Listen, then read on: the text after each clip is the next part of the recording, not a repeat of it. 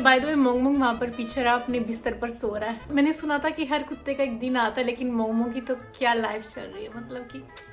So guys, जो आज का वीडियो ना वो बहुत ही रिक्वेस्टेड वीडियो, क्योंकि आज फाइनली मैं आपको रिवील करने वाली हूँ मोटरसाइकिल की स्टोरी। सो अगर आप मेरी सच्चे भक्त एसी कूलर पंख हो ना, तो आपको पता होगा कि जब भी मैं मोटरसाइकिल देखती हूँ तो मैं बहुत ही एक्साइटेड हो जाती हूँ। मोटरसाइकिल। और जब भी मुझे मोटरसाइकिल दिखती है तो मैं ये बोलती हूँ कि आज का दिन अच्छा जाएगा। जो मोटरसाइकिल का कॉन्सेप्ट है ना वो मेरे लिए बहुत ही करीब है। आई विश कि मैं आपको 1 या 2 सेंटेंस में बता सकूं, लेकिन वो ऐसे नहीं बता सकती। आपको पूरी स्टार्टिंग से कहानी बतानी पड़ेगी क्यों मेरे लिए मोटरसाइकिल इतनी इंपॉर्टेंट बनी। एनीवे, जैसे मैं आपको मोटरसाइकिल की कहानी बताती हूँ ना, तब तक मैं मेरा स्किन केयर और थोबड़े का मेकअप कर लेती हूँ। ये है चावल का पानी। पूरे चावल जम चुके तो इनको हिलाना पड़ेगा। तो ऐसे पूरे हिल गए हैं। अभी मैं क्या बोल रही थी, हाँ, बाय द वे आज मुझे बहुत सारे काम करने, मुझे मेरे मैनेजर से मिलना है। उसके बाद में मेरा जो छोटा कोरियन भाई ना, जैसे मेरा बड़ा राखी भाई ना, मेरा एक छोटा भाई भी है, उससे भी मैं आपको बाद में मिलाऊंगी। लेकिन सबसे पहले स्किन केयर स्टार्ट कर लेते हैं।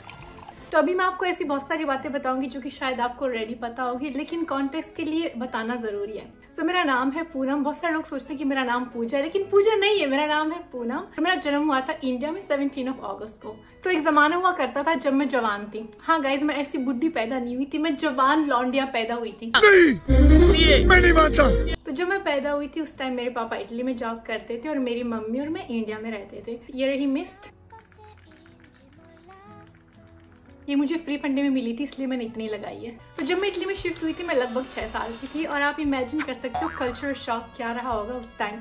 मुझे ना तो लैंग्वेज के बारे में पता था, सब लोग मेरे से अलग दिखते थे, अलग खाना खाते थे, अलग लैंग्वेज में कम्युनिकेट करते थे। और उस टाइम मेरी इटालियन में हेल्प करने के लिए कोई था नहीं, क्योंकि ऑफकोर्स मम्मी को तो इटालियन नहीं आती है। और जो पापा थे ना वो हमेशा जॉब पर रहते थे, क्योंकि ऑलरेडी फैमिली इटली में आ गई, खर्चे पानी बढ़ गए, तो उनको एक्स्ट्रा काम करना पड़ता था। मुझे अभी भी याद है कि बहुत ही मुश्किल से पापा घर पर रहते थे, क्योंकि वो फुल टाइम जॉब पर थे। और जैसे उनके डे ऑफ होते थे ना, तो वो पार्ट टाइम जॉब करने जाते थे। तो मैं उनको सिर्फ खाना खाने के टाइम ही देखती थी, और रात को जब वो शाम को घर पर आते थे सोने के लिए। ये वाला है नंबरज़ीन का सीरम।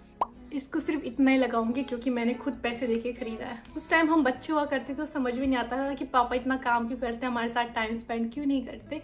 लेकिन अब पता चलता है कि यार कितनी मेहनत करी है पापा ने 3 बच्चों को ऐसे सक्सेसफुल बनाने के लिए। तो जैसे मैं इटली पहुंची, पापा ने मुझे फर्स्ट ग्रेड एलिमेंट्री स्कूल में इनरोल करा। और उस टाइम इटालियन एजुकेशन सिस्टम काफी स्ट्रिक्ट हुआ करता था। इसका ये मतलब है कि आपको फर्स्ट स्टैंडर्ड में आपको फेल भी कर सकते थे और आपको वापस रिपीट करना होता था। और मेरा इटालियन का नॉलेज 0। हमेशा से मैं घर की सबसे बड़ी बेटी हूँ, और हमेशा ये होता है कि जो सबसे बड़ा बच्चा होता है ना, उससे ज्यादा उम्मीदें होती है। मेरा छोटा भाई है ना, वो सुबह 9 बजे भी उठ जाए ना तो मेरी मम्मी घर पे पार्टी रखती है। तो मेरे से बहुत ही उम्मीद थी, और उनको लगता था कि मैं कोई एक्स्ट्रा ऑर्डिनरी जीनियस हूँ। तो उन्होंने सोचा कि यार इसकी लाइफ कैसे कॉम्प्लिकेट करते हैं। उन्होंने मुझे फर्स्ट और सेकंड स्टैंडर्ड 1 साल के अंदर करवाए। सो बेसिकली सुबह मैं फर्स्ट स्टैंडर्ड के लेसन्स लेती थी, और शाम को जब बाकी के मेरे फ्रेंड्स मस्ती करते थे, घर पर रहते थे, मैं सेकंड स्टैंडर्ड के लेसन लेती थी, प्राइवेट लेसन। टेक्निकली आप इटली में 1 साल के अंदर 2 स्टैंडर्ड्स की पढ़ाई कर सकते हो, लेकिन यूजुअली कोई करता नहीं है क्योंकि काफी स्ट्रेसफुल होता है। और स्पॉइलर अलर्ट, मैंने दोनों स्टैंडर्ड में अच्छे से पास किया था। तो मैं हमेशा से जब भी मैं स्कूल जाती थी ना, तो जो मेरे सारे क्लासमेट थे ना वो मेरे से 1 साल बड़े थे। तो अभी आप सोच रहे हो कि दीदी आपने 2 स्टैंडर्ड एक साथ पास कैसे करे, अगर आपको इटालियन नहीं आती थी, आपके पापा बिजी थे, आपकी मम्मी को इटालियन नहीं आती थी। तो यहाँ पर एंट्री करती है हमारी स्टोरी की हीरोइन। बाय द वे, ये है एक आई क्रीम। ये वाली बहुत मस्त है। आप इसको ऐसे दबाओगे ना तो क्रीम निकलेगी, और आप ऐसे आंखों के नीचे लगा सकते हो। ये जो स्टील का बॉल है ना वो बहुत ही ठंडा है, तो अगर आपकी आंखें पफी वगैरह ना तो उसको डीपफ करता है। सो हमारी हीरोइन का नाम है माइस्त्रा लुचाना। माइस्त्रा का मतलब होता है टीचर, और लुचाना मेरी टीचर का नेम। लुचाना मेरी एलिमेंट्री टीचर हुआ करती थी, और पता नहीं कौन सी वजह से वो मुझे बहुत पसंद करते थे। इतना स्वीट, सेल्फलेस, काइंड इंसान मैंने कभी मेरी लाइफ में नहीं देखा। वो मुझे अपनी बेटी की तरह ट्रीट करते थे, मुझसे बहुत ही बेइंतहा प्यार करते थे। कि उनको पता था कि पूनम को इटालियन नहीं आती, वो स्ट्रगल कर रही है। तो उन्होंने मेरे पेरेंट्स से पूछा कि क्या मैं उसको एक्स्ट्रा ट्यूशन दे सकती हूँ। तो सुबह 8 से 12 बजे तक मैं मेरे फर्स्ट स्टैंडर्ड के लेसन लेती थी, दोपहर के 2 से 5 बजे तक मैं मेरे सेकंड स्टैंडर्ड के लेसन लेती थी, और शाम के 5 से 6, 7, 8 बजे तक ऐसा लगभग मैं लुचाना टीचर के साथ उनके घर पर जाती थी और ट्यूशन लेती थी। मुझे खुद भी पता नहीं कि मैंने इतने घंटे पढ़ाई कैसे करे, वो भी 6 साल की उम्र में। तो वो मुझे होमवर्क करवाने में मदद करते थे, मुझे इटालियन सिखाते, फ्रेंच, पता नहीं और भी क्या क्या चीज़ें जो कि मेरे करिकुलम में थे भी नहीं ना, वो भी वो मुझे सिखाते थे। मेरा पैर सो गया। मैं सोच रही हूँ मेरे आईब्रोज को थोड़ा सेट कर दूँ। ये वाले हैं आईब्रो रेजर। ये वाले आए थे 60 रुपए के। मैंने इनको कभी ट्राई भी नहीं करा तो आज ट्राई करके देखते हैं। तदान! बस मैं मेरा आधा आईब्रो ना काट दूं। और लुचाना टीचर इतनी स्वीट हुआ करती थी कि वो मुझे इंकरेज करने के लिए वो मुझे कभी गिफ्ट देती थी, जैसे कि स्कूल सप्लाई, स्टेशनरी वगैरह होती थी ना, वैसे वाले गिफ्ट देती थी। वो हमेशा मजाक मजाक में मेरे पेरेंट्स को बोलते थे कि आप मुझे अपनी बेटी गोद में दे दो, मैं इसको अडॉप्ट करना चाहती हूँ। तो उन्होंने मेरी मम्मी से मेरे बचपन की फोटो भी मांगे थे कि मुझे पूनम की फोटो चाहिए, मैं मेरे बेटे की फोटो के साथ एक फ्रेम में लगाऊंगी।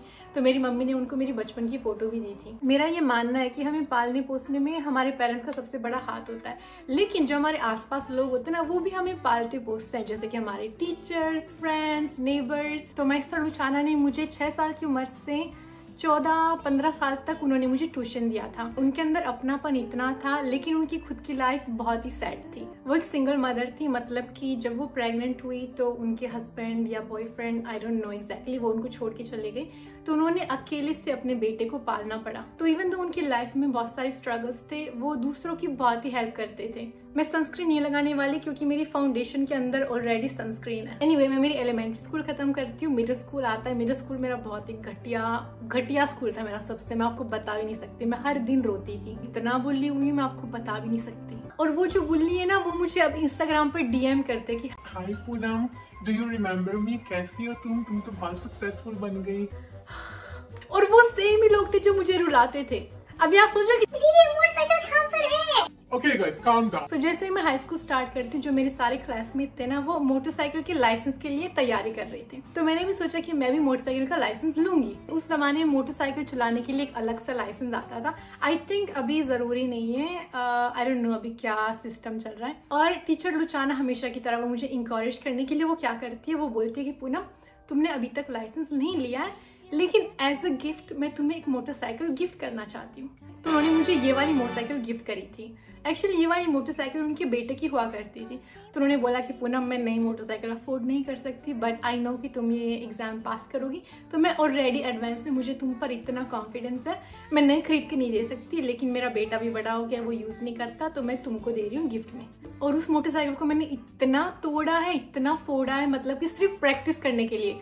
मैंने लाइसेंस लेने के बाद में कभी भी वो मोटरसाइकिल नहीं चलाई, सिर्फ प्रैक्टिस के लिए यूज करी थी। वो मोटरसाइकिल अभी भी हम घर पर यूज करते हैं। और ऑनेस्टली अगर मैं आज यहाँ पर हूँ ना, कोरिया में, और जो भी मैं कुछ कर रही हूँ ना, उसका मेरे पेरेंट्स का बहुत बड़ा हाथ है, लेकिन उसके साथ साथ टीचर लुचाना का भी हाथ है। क्योंकि अगर वो नहीं होती ना, तो शायद मैं मेरी स्टडीज़ में इतनी स्मार्ट नहीं होती, शायद मैं कभी एक अच्छी यूनिवर्सिटी में एडमिशन भी नहीं ले पाती, शायद मैं वो एडमिशन लेके फार्मासिस्ट नहीं बनती, कोरिया में नहीं आती, आज मैं यूट्यूबर नहीं होती। एनीवे, हाई स्कूल के टाइम और यूनिवर्सिटी के टाइम में लुचाना से ज़्यादा नहीं मिल पाए, क्योंकि ऐसा होता है ना कि जैसे आप बड़े होते हो, आपके नए फ्रेंड्स बनते हैं, आप बिजी हो जाते हो लाइफ में, लेकिन हम बहुत सारी बार ये भूल जाते हैं कि जैसे हम बड़े हो रहे हैं, हमारे पेरेंट्स हैं और जो हमारे रिलेटिव्स हैं, दोस्त हैं, वो भी बूढ़े हो रहे हैं। तो उस टाइम मैं अपनी लाइफ में इतनी उलझ गई थी कि मैंने टीचर लुचाना के बारे में ज़्यादा सोचा नहीं था।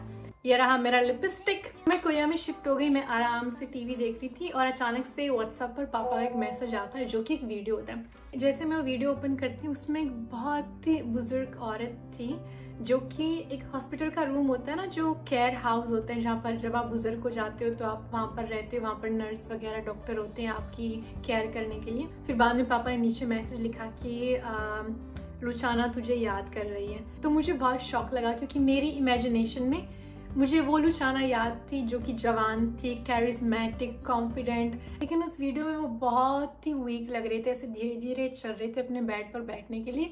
और वो वाला वीडियो जो उनका बेटा है ना, वो वाला बना रहा था। एनीवे, वो वीडियो में बोल रहा था कि मेरी मम्मी को अल्जाइमर हो गया है। जिस इंसान को अल्जाइमर होता है ना, उसको याददाश्त की प्रॉब्लम होती है। फॉर एग्जाम्पल, उनको याद नहीं रहता कि छोटी छोटी चीज़ें जैसे खाना खाना, बैठना, उठना, ड्राइव करना कैसे करते हैं।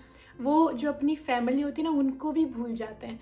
तो उनको याददाश्त की प्रॉब्लम होती है कि अरे ये कौन है, ये क्या है। उनको पुरानी चीज़ें याद होती है, लेकिन जो नई चीज़ें होती है ना, वो उनको याद नहीं रह पाती। अभी आपको ये बहुत ही फिल्मी साउंड करेगा, लेकिन ऐसा नहीं है। तो अलेसांद्रो बोल रहा था कि मेरी मम्मी को मैं भी याद नहीं हूँ, और कभी कभी उनको याद आ जाता है कि मैं उनका बेटा हूँ, लेकिन बहुत सारी बात उनको पता भी नहीं होता कि मैं कौन हूँ। और फिर बाद में अलेसांद्रो ने वीडियो में एक ऐसी चीज़ दिखाई, उसको देखते ही मेरे आंखों में इतने आंसू आए, मैं आपको क्या बताऊँ। जिस रूम में लुचाना टीचर बैठे थे ना, वहाँ पर बैठ के साइड में उन्होंने मेरी बचपन की जो फोटो जो मेरी मम्मी ने दी थी ना, वो वाली सेम वाली फ्रेम में रख रखी थी। तो अलेसांद्रो ने बोला कि जब मेरी मम्मी को पता चला कि उनको इस केयर हाउस में शिफ्ट करना पड़ेगा, तो उन्होंने कुछ घर से अपने सामान लेकर आए थे और उन्होंने ज़्यादा कुछ सामान ले लिया, लेकिन पूनम की जो बचपन वाली फ़ोटो ना, वो वाली ज़रूर ली।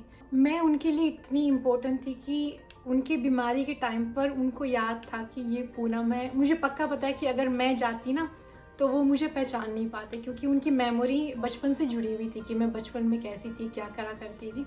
आई डोंट थिंक कि वो मुझे अभी पहचान पाते। एनीवे, मैंने सोचा कि जब मैं इटली जाऊंगी तो मैं उनसे मिलने की कोशिश करूंगी, लेकिन सैडली वो एक्सपायर हो गए क्योंकि डिजीज़ की वजह से और हेल्थ की वजह से।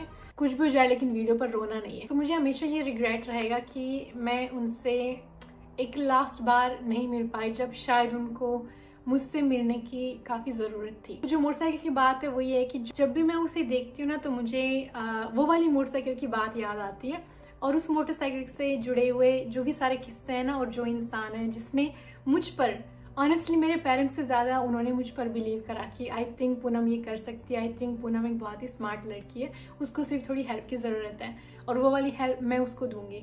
तो उन्होंने मुझको सिर्फ दिया ही दिया है, और वो चीज़ें जो उन्होंने मुझे सिखाई है ना, वो मेरी अभी तक और आई थिंक मेरे लाइफ के एंड तक काम आएगी। तो इसलिए जब भी मैं मोटरसाइकिल देखती हूँ तो मुझे वो सारी बातें याद आती है, तो वो एक हैप्पीनेस होती है। और मैं इसीलिए बोलती हूँ कि ये वाला वीडियो मेरा अच्छा जाने वाला है, क्योंकि एक ब्लेसिंग मिल जाती है। तो एक काफ़ी इमोशनल स्टोरी हो गई है ना।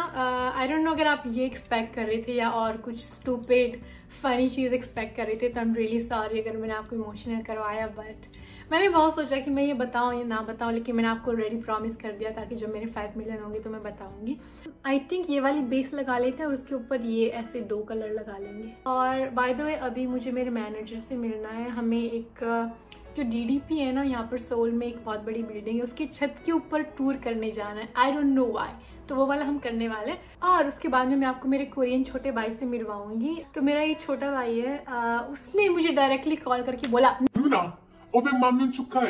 तो इसका मतलब होता है कि नूना का मतलब होता है दीदी 5 मिलियन कांग्रेचुलेशन। हाँ मम्मा, क्या हुआ दीदी, आपके 5 मिलियन हो गए हैं, तो मैं आपको मेरी तरफ से एक पार्टी दूंगा। यूजुअली मेरे सारे फ्रेंड्स मुझसे पार्टी मांगते हैं, मुझसे पैसे मांगते हैं, बोलते हैं कि पूनम तू बहुत पैसे कमाती है, तू पार्टी दे, तू पैसे खर्च कर। लेकिन जुन्मो मेरा प्यारा सा छोटा भाई, जो कि अभी भी उसकी जॉब लगी है, उसने बोला कि दीदी मैं पैसे दूंगा। तो जल्दी से मैं मेरे कपड़े चेंज कर लेती हूँ और मैं आपको डायरेक्टली जो DDP का छत है ना, वहाँ पर मिलती हूँ। हेलो, हाय।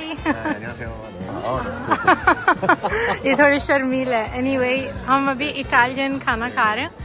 ये वाला रेस्टोरेंट कितना सुंदर है ना। एक्चुअली कोरिया में मेरे 2-3 मैनेजर हैं। एनीवे, ये वन ऑफ देम है। तो उनके साथ खाना खाने के बाद में हम पहुंच गए DDP, जो कि है ये बड़ा सारा बिल्डिंग जहाँ पर हमें उसकी छत के ऊपर टूर करने जाना था। गाइस, अभी हम DDP पर आ गए और वो जो आपको छत दिख रही है ना, मैं वहाँ पर ऊपर जाने वाली हूँ। बाय द वे गाइस, ये रहा मेरा आज का आउटफिट, जैकेट, पिंक वाली शर्ट, ब्लू जीन्स जिसके ऊपर मैंने पहले कुछ खाना गिरा दिया था, और बूट्स। अभी अंदर जाते हैं और टिकट लेते हैं। 5 मिनट बाद में मैं वहाँ पर ऊपर होंगी। हेलमेट ले लेते हैं सेफ्टी के लिए।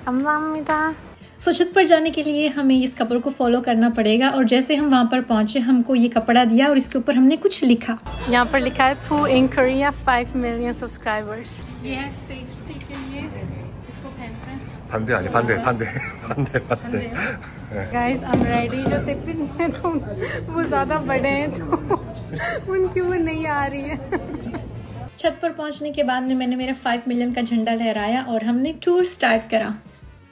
गाइस, अभी हमारे ये वाला बांध है सेफ्टी के लिए। इतना भी डरावना नहीं है जितना मैंने सोचा था। गाइस, आपको यहाँ से पूरा सोल दिख सकता है। वहाँ पर रहा नमसन टावर।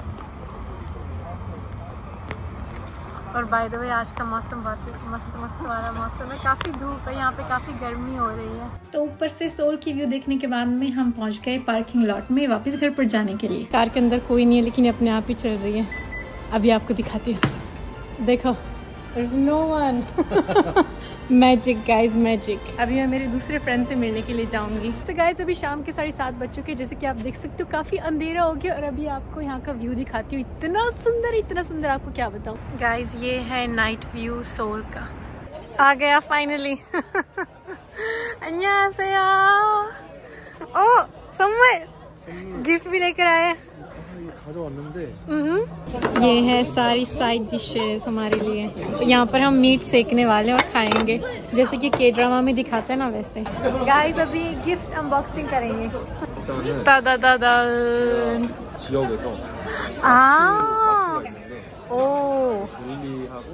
गाइस ये सारा सामान जापान से। वाओ गाइस जुम्मो को जापानीज आती है, वो जापान में भी बहुत सारी बार जाता है, इसीलिए उसने जापान से कन्वीनियंस स्टोर से इतना सारा सामान लेकर आया। So sweet, thank you. क्योंकि मैं जुम्मो की बड़ी बहनों का सारा काम उससे करवाऊंगी। यार मेरा थोपड़ा इतना चिकना क्यों हो रखा है। एनीवे अगर आप वेजिटेरियन हो तो रियली सॉरी कि मैं आपको मीट दिखा रही हूँ, लेकिन प्लीज़ समझ लेना। बड़ी बहन का पूरा फ़ायदा उठा रही हूँ मैं गाइस। गाइस जुम्मो ने पता है क्या बोला है, जो जल गया है ना वो खुद खाएगा और अच्छा वाला मुझे देगा। मुँह चखे मुँह में पानी आ रहा है।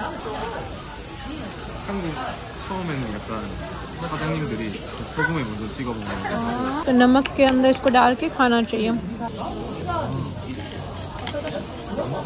अभी प्याज के अंदर सॉस डाल रहे हैं। 맛있어요? गाइस अभी हमने पूरा चाट के खाना खा लिया है। खाना बहुत ही टेस्टी था, गुड था। बाय द वे वहाँ पर देखो वो लोग कितनी सारी दारू पी रहे हैं और हम देखो कितने शरीफ बच्चे हैं, अच्छे से खाना खाया है। सिर्फ देखो कितना अच्छा भाई है, पे करेगा मेरे लिए। Thank you very much, next time I will pay. Guys मैं ऐसे अमीर नहीं बनी कोरिया में। सुबह मेरे मैनेजर ने पैसे दिए खाने के, जो इटालियन रेस्टोरेंट में गए थे, और अब का डिनर वाला खाना जुम्मो दे रहा है। तो लिटरली आज मैंने फ्री फंडे का खाना खाया है। वापस घर पर जाना है तो मैं आपको डायरेक्टली घर पर मिलती हूँ। गाइस बाय बाय बोल दो Jummo. Thank you so much for today, bye. So guys अभी मैं वापस घर पर आ चुकी हूँ, मैं बहुत ही थक चुकी हूँ। बाय द वे मेरी स्किन कितनी मस्त लग रही है। कुछ टाइम पहले मैं क्लिनिक में गई थी जिसका नाम है क्सेनिया क्लिनिक। उन्होंने मुझे स्किन केयर जो सफाई होती है ना वो वाली करी और बोला कि 1 महीने बाद में रिजल्ट दिखेगा आपका। तो आई थिंक अभी 1 महीना हो गया है और चिकना चमकीला स्किन आ गया है। अभी मैं और मम्मा क्या करेंगे, अभी हम नेटफ्लिक्स देखेंगे और जुम्मो ने मुझे कुछ जापानीज स्नैक्स दिए हैं तो वो वाले भी ट्राई करेंगे। तो एनीवे अगर आप और भी मेरी लाइफ के बारे में स्टोरी टाइम सुनना चाहते हो ना तो प्लीज मुझे कमेंट में बता देना। And I will see you very soon in my next vlog, जो कि वो गिफ्ट मेरे 5 मिलियन का गिफ्ट होने वाला है, जो कि मुझे किम टिपिनिम ने, किम सीओ ने दिया था।